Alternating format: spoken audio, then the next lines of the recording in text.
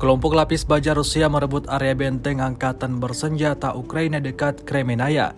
Rekamannya ramai beredar di media sosial Telegram pada Senin 27 Februari 2023. Dalam rekaman tersebut terlihat deretan tank Rusia bergerak maju pada posisi musuh, menyerang dengan meluncurkan rentetan tembakan akurat seperti yang terlihat dalam rekaman.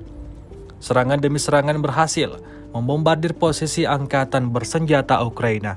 Ledakan terus menghantam posisi musuh, hingga akhirnya misi Rusia merebut benteng Ukraina berhasil dicapai.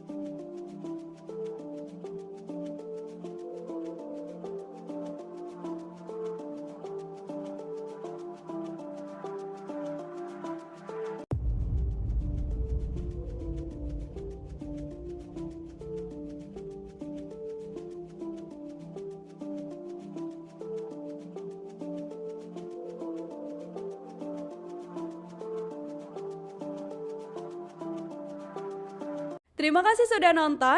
Jangan lupa like, subscribe, dan share ya.